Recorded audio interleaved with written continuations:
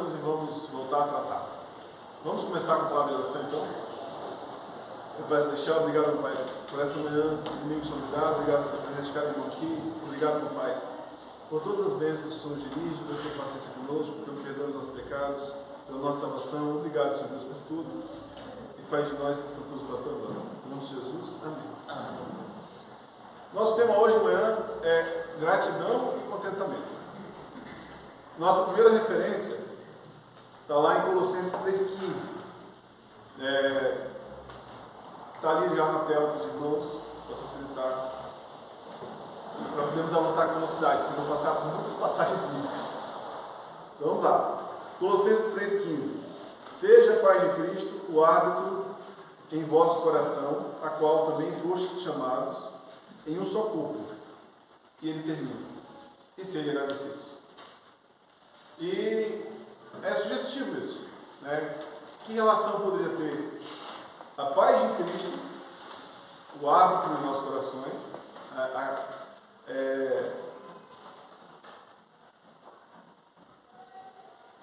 aquela percepção de que estamos dentro ou não da vontade de Deus, que nós conseguimos alcançar por meio de sentir a paz de Deus nos nossos corações, ou seja, quando recebemos essa paz no nosso coração, nós percebemos que estamos cumprindo, estamos dentro do centro da vontade de Deus.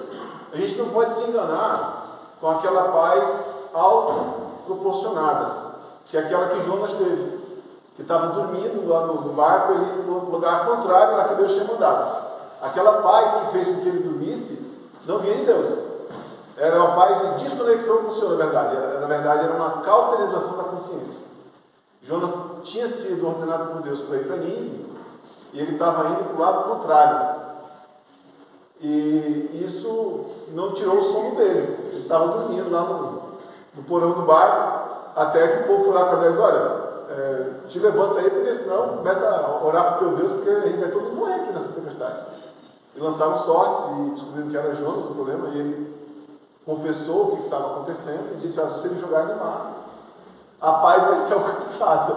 E foi alcançada a paz, ele indo lá para a barriga do peixe. Não é essa paz que a gente fala, tá? A paz que a gente fala é uma paz que só Deus dá. É uma paz parecida com aquela onde um pássaro consegue ficar escondido no côncavo de uma rocha, com uma tremenda tempestade acontecendo ao redor, né? Se vocês lembrarem aquelas cenas do mar bravio batendo nas rochas da praia, né? Se você imaginar que pode ter uma ave ali guardadinha no recôncavo da rocha, ela está em paz ali, né? O mundo todo está se desfazendo ao redor dela, mas ela está em paz. Essa é a paz de qual a gente fala. Mas que relação tem essa paz com a nossa gratidão, né? Como é que isso funciona? A gente tem que pensar no contrário. O que nos faz perder a paz? Né? O que nos tira a paz? O que pode nos tirar a paz? Né? No momento das adversidades da vida, né? Sejam materiais, sejam espirituais, sejam emocionais. No geral, as adversidades nos tiram a paz. Mas então, de que maneira, né, vamos alcançar essa condição de coração grato que o versículo nos ordena a alcançar? Veja, é um imperativo. O verbo ser está no imperativo. Sede agradecidos, né? Seja a paz de Cristo, o árbitro do nosso coração, a qual também fosse chamados no só corpo, e ser agradecidos. Como é que pode isso? Então, eu queria mostrar um pouco a visão de um autor de teologia chamado Grudem, sobre como ele entende que Deus enxerga a nossa realidade. Deus não está preso na sequência do nosso tempo, né? Vários atributos dele estão envolvidos aí, tá? Nós temos aí onisciência, onipresença, onipotência, todos esses atributos estão envolvidos para que Deus enxergue a nossa realidade de uma maneira diferente, bem diferente da nossa. Deus consegue enxergar todos os momentos da história humana ao mesmo tempo. Isso não é compreensível para a gente, porque a gente é unitarefa, a gente não é multitarefa, a gente é unitarefa. A gente consegue se concentrar, isso eu estou falando dos homens, tá? Porque as mulheres conseguem fazer mais coisas, mas principalmente os homens só conseguem fazer uma coisa de cada vez, né? A gente só consegue se concentrar num tópico ou num caso de cada vez, né? A gente é limitado, por conta de estar preso ao tempo, a gente não consegue ter a mesma conexão com o passado, com o futuro e com o presente. o Senhor Deus tem.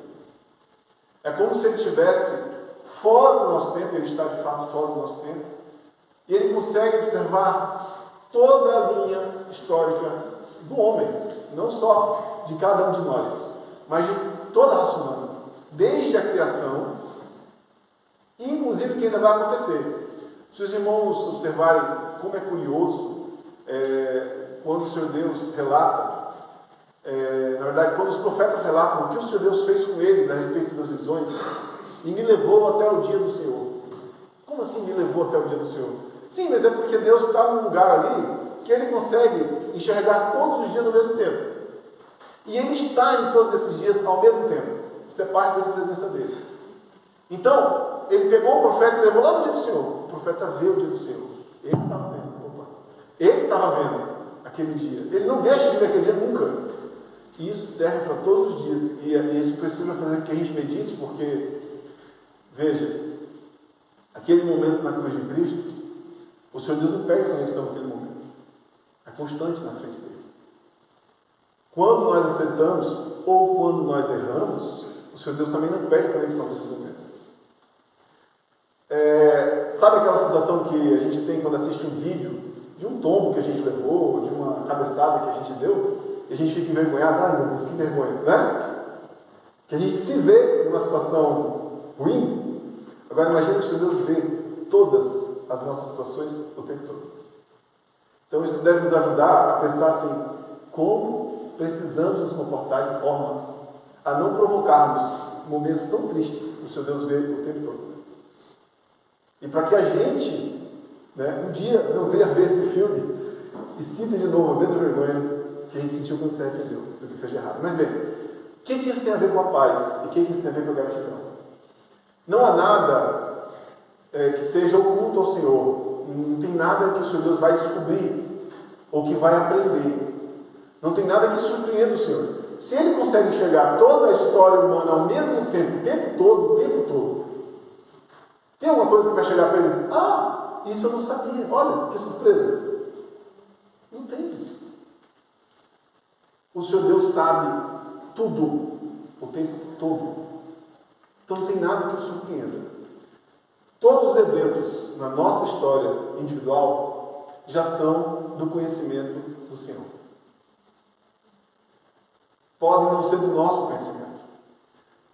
Pode haver eventos no futuro próximo, ou mais distante, que venham nos trazer alegria ou tristeza. Mas uma coisa ou outra, o Senhor Deus já sabe. E nada vai estar fora da vontade dele. Nada. E algumas promessas dele precisam nos ajudar a compreender que tudo que vai acontecer para o nosso bem. Ele falou que estaria conosco até a consumação dos séculos, correto? Correto? E ele falou também o quê? Que todas as coisas contribuem para o bem daqueles que amam a Deus. Os irmãos conhecem essa passagem de Paulo. Ora, se ele está conosco e tudo contribui para o bem daqueles que amam o Senhor, o que eu tenho a temer? Em um momento anterior, eu trouxe aos irmãos uma análise sobre uma ciência matemática chamada pesquisa operacional. Métodos quantitativos. É uma forma de matematicamente lidar com situações reais, abstraídas em fórmulas conceituais, de maneira a você encontrar o melhor resultado possível para cada situação. A gente usa muito isso em logística, para descobrir, por exemplo, a rota ótima de um caminhão para fazer entregas, ou a quantidade ótima de itens de um certo estoque ou armazém para certos mercados, tendo vários estoques em vários mercados diferentes. Então, essas contas são difíceis de fazer, mas existe metodologia matemática para isso. E o ser humano conseguiu desenvolver uma metodologia de cálculo para alcançar um ponto ótimo, de menor custo possível e máximo lucro possível. Meus irmãos, se nós, que somos limitados, não temos a visão do todo o tempo todo, conseguimos desenvolver métodos para alcançar soluções ótimas, como é que vocês acham que o Senhor Deus projeta a história? A matemática dele deve ser melhor do que a nossa. Então, não tem nada na história humana que esteja mal calculado. Entende o que eu quero dizer? Quem fez essas contas foi ele. E está tudo muito bem calculado. Então, que acontece, tudo que vai acontecer dentro da vontade dele é resultado de uma fórmula muito bem montada. E os resultados são ótimos, porque tudo que Deus faz é o quê? É bom. Tudo que Deus faz é bom. É bonito ver isso em Gênesis, né? E viu Deus que era bom. E terminou o quarto dia e viu Deus que era bom. É assim, tudo que Deus faz é bom. Então, esse é o nosso Deus. E nós podemos nos gloriar nisso. Nós servimos um Deus onipotente, onipresente e onisciente, que já calculou as situações ótimas para toda a história humana. Há percalços para nós passarmos aí? Pode haver provações, pode haver quedas nossas, pode haver situações que venham nos trazer tristeza. Pode.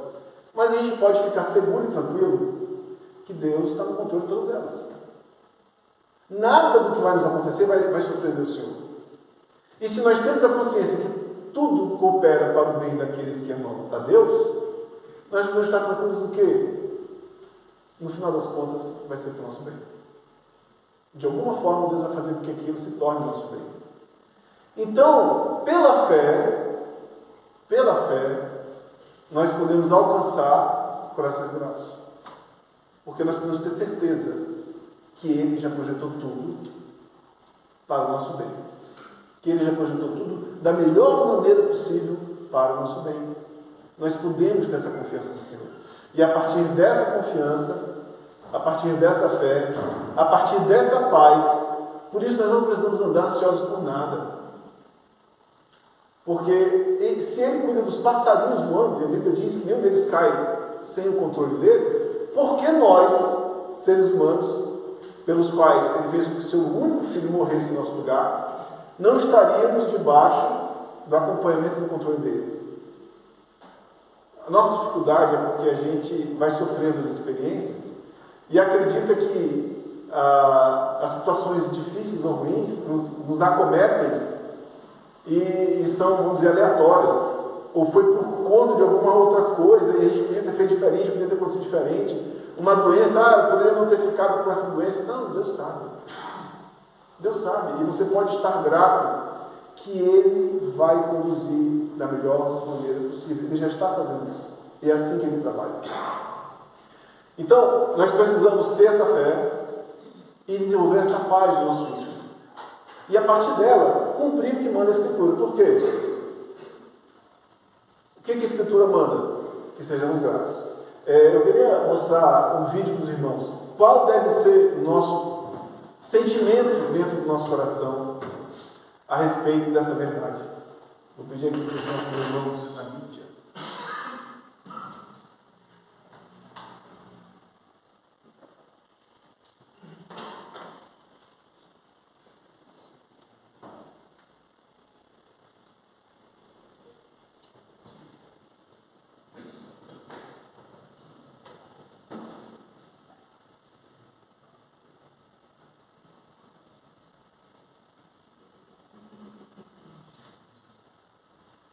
Então, quando entendermos essas verdades de maneira profunda no nosso coração, o resultado que deve brotar do nosso coração está cantado por esse cântico.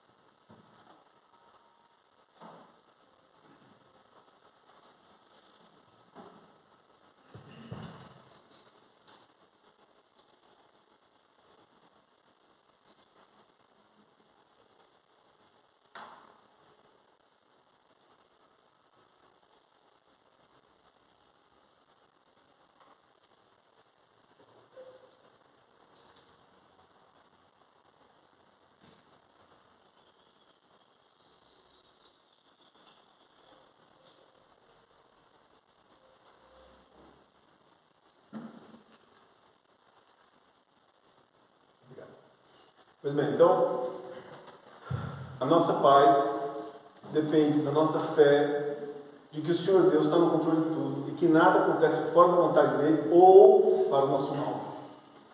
Dentro dessa perspectiva, aquele versículo nos manda o quê? Sede gratos.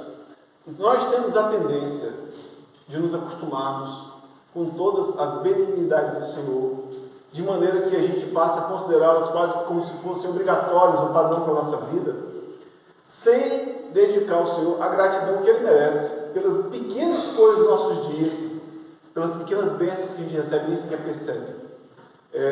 Essa semana eu vi uma notícia sobre o relógio dessa torre. Vocês estão vendo aí a igreja, o nome é Concatedral, não sei por que esse nome, mas é Concatedral de Francisco Beltrão. Caiu um raio nessa torre do relógio e quebrou o relógio da torre.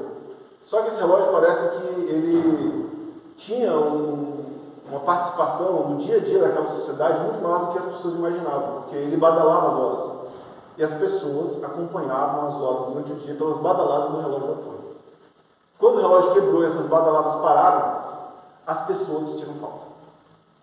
É interessante que essas badaladas do relógio, que faziam que as pessoas tinham a ideia da passagem do tempo e as ajudava até mesmo a dirigir suas atividades ao longo do dia, era importante, fazia parte, era algo bom, mas parece que elas só perceberam mesmo quando parou.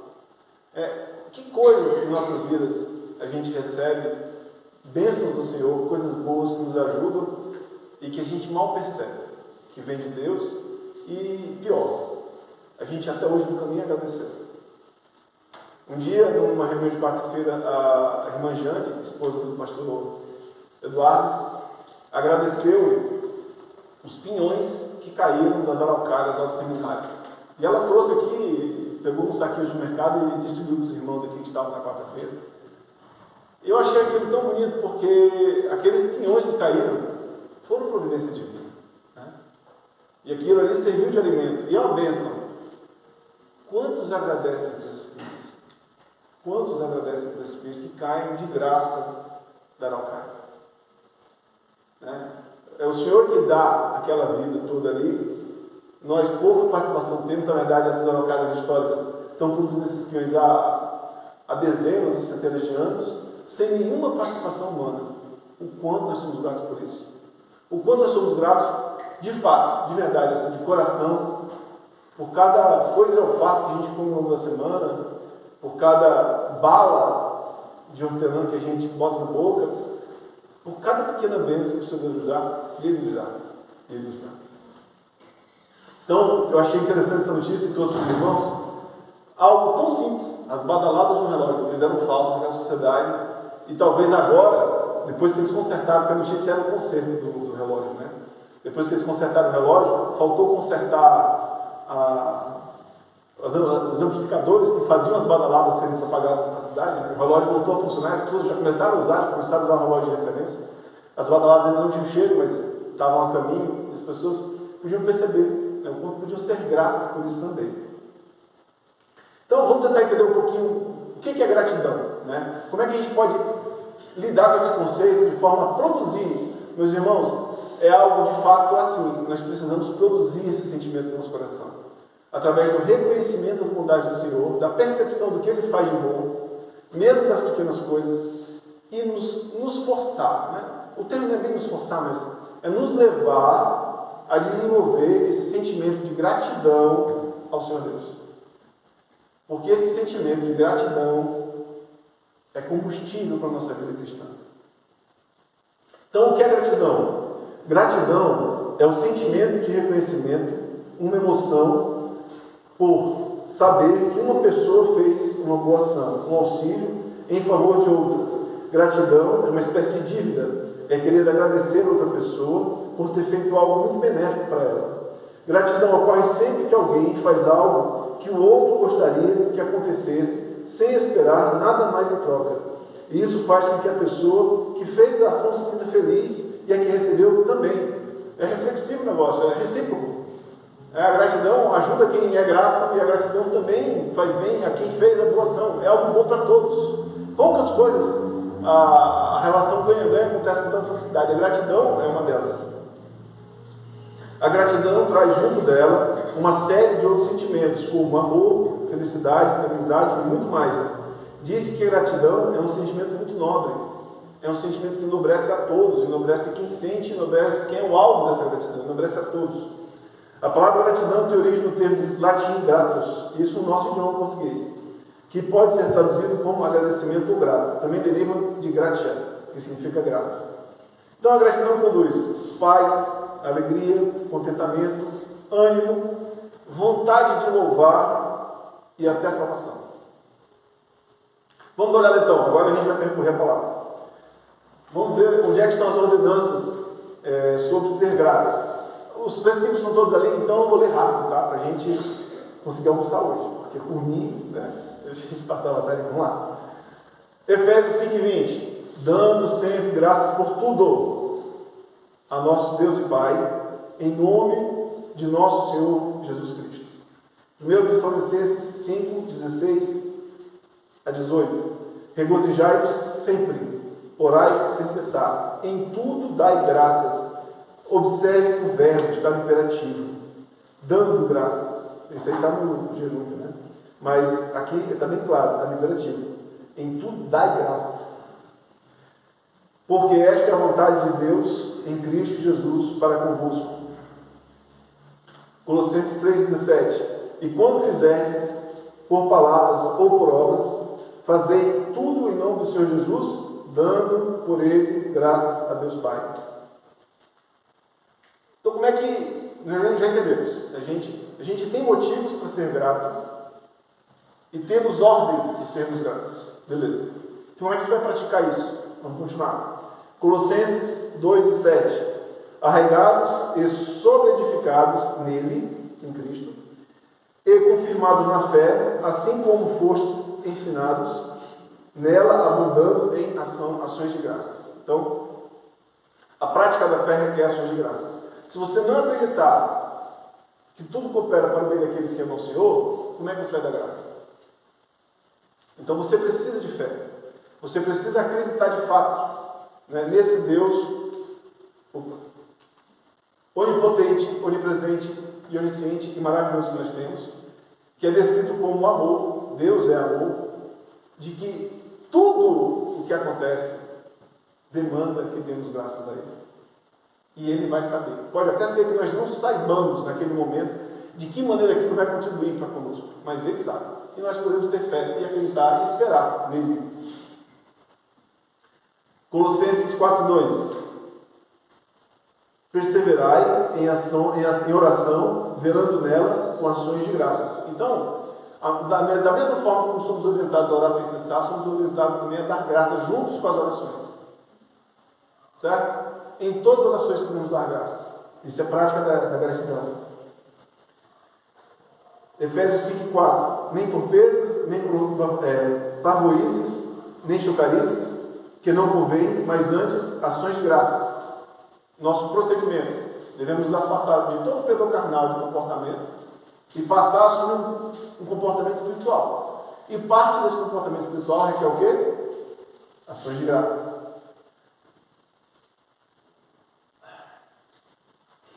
1 Coríntios 1:4. Sempre dou graças ao meu Deus por vós, pela graça de Deus que vos foi dada em Cristo Jesus. Podemos dar graças uns pelos outros. Uns pelos outros. Porque nós não estamos aqui por acaso, nenhum de nós. Nenhum de nós está aqui porque viu a placa sem querer andando na rua. Não é por isso. O Senhor Deus nos reuniu aqui. E Ele tem um propósito. E nós podemos acreditar que cada um dos irmãos aqui contribui para o crescimento espiritual do outro. Nós estamos juntos para isso, para exercitar nossos dons e compartilhar as bênçãos do Senhor por meio dos nossos dons uns com os outros. E isso requer o quê? Que nós demos graças uns pelos outros, porque nós estamos nos ajudando aqui, de alguma forma. 2 Coríntios 4:15. Porque tudo isto é por amor de vós, para que a graça, multiplicada por meio de muitos, faça abundar a ação de graças para a glória de Deus. A graça do Senhor, multiplicada entre nós, deve nos fazer dar graças a Deus. É interessante que o Senhor Deus recebe de volta aquilo que Ele planta em nós. Nós somos salvos pela graça. E o que nós vamos fazer de volta? Dar graças. 1 Timóteo 4,4. Porque toda criatura de Deus é boa e não há nada que rejeitar, sendo recebido com ações de graças. Aquilo que nos alimenta precisa ser recebido com ações de graças. Você vai comer um frango? É com ações de graças. Você vai comer um cordeiro? É com ações de graças. Você vai comer um ovo? É com ações de graças. Efésios 5, 19 a 20. Falando entre vós em salmos e hinos e cânticos espirituais, cantando e salmodiando ao Senhor no vosso coração, dando sempre graças por tudo a nosso Deus e Pai, em nome de nosso Senhor Jesus Cristo. Então, a ação de graças, dar graças a Deus, deve fazer parte do nosso linguajar, da nossa boca. O graças a Deus, ele precisa ser constante no nosso coração, na nossa mente e na nossa boca. Observe quantas passagens dão essa orientação. Por quê? Porque nós somos difíceis de executar. Nós temos dificuldade de reconhecer, de dar graças a Deus. Nós precisamos seguir o que diz a Escritura. A paz proveniente da gratidão. Como é que a gratidão provoca a paz? Promove a paz. Olha só. Não estejais inquietos por coisa alguma. Antes, as vossas petições sejam em tudo conhecidas diante de Deus, pela oração e súplica com ações de graça. As ações de graça precisam estar junto com as súplicas. É interessante.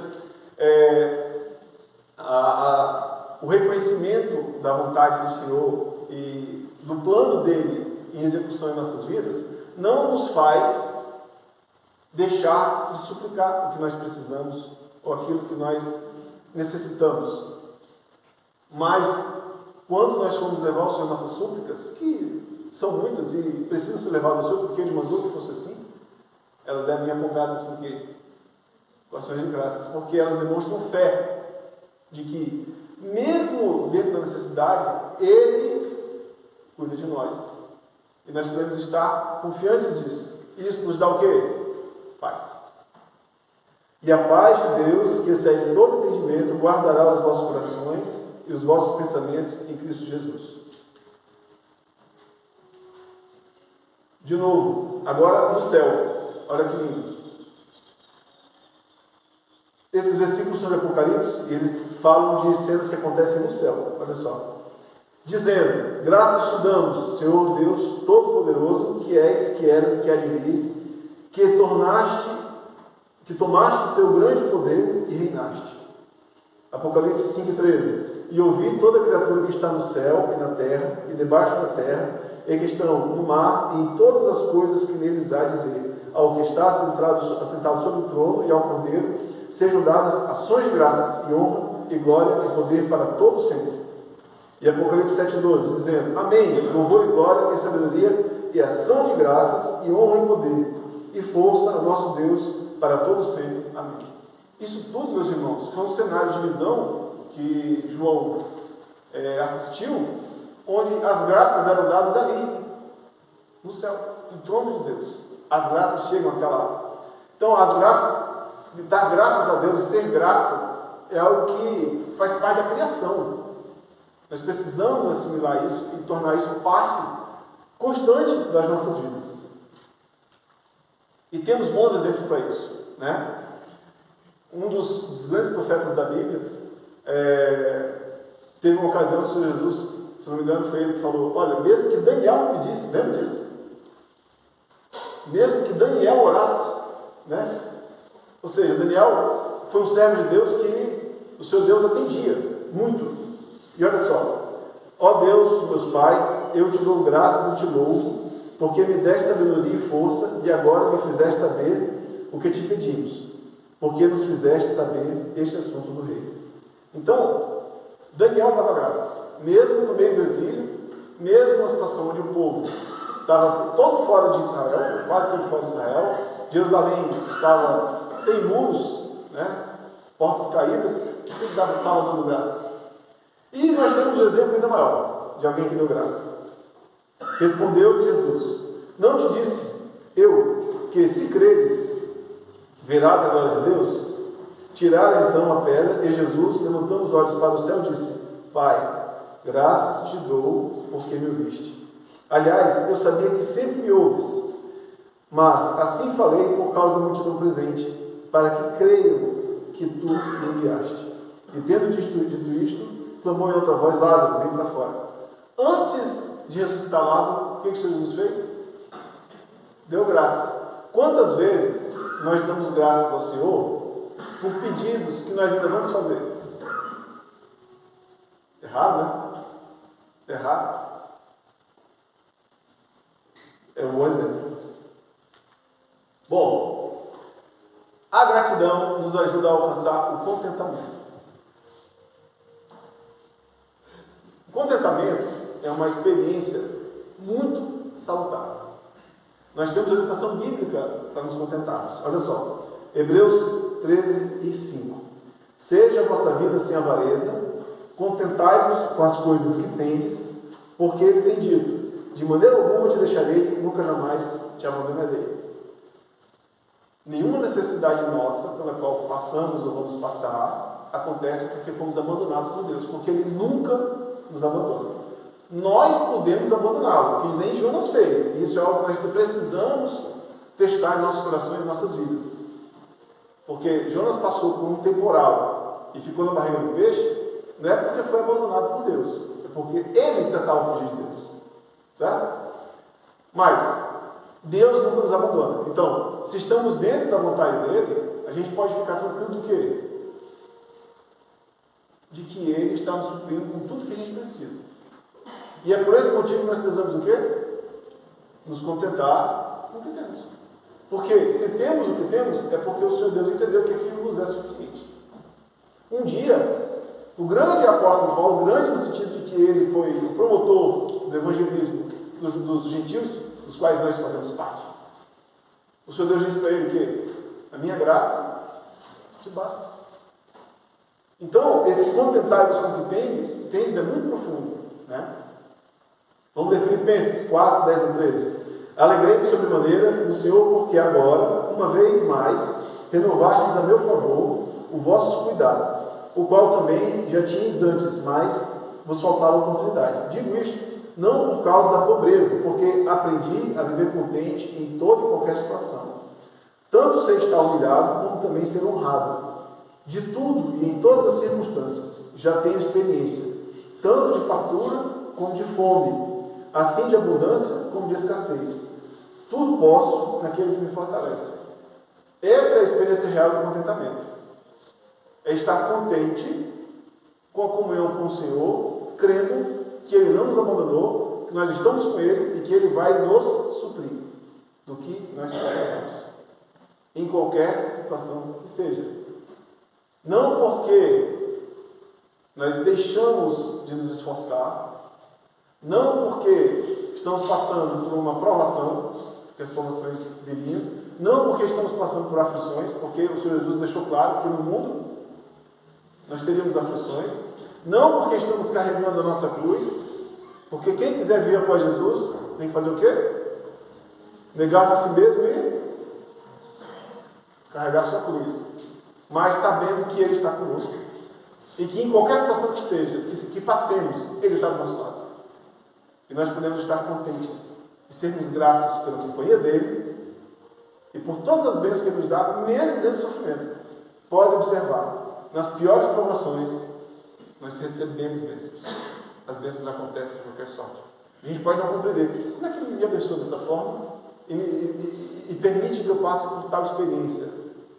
O fato de você não entender não quer dizer que Ele não esteja cuidando. Só quer dizer que você não alcança, mas Ele sabe.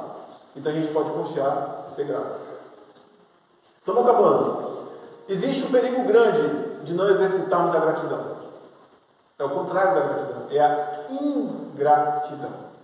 Olha o que esse texto diz. 2 Timóteo 3, de 1 a 5.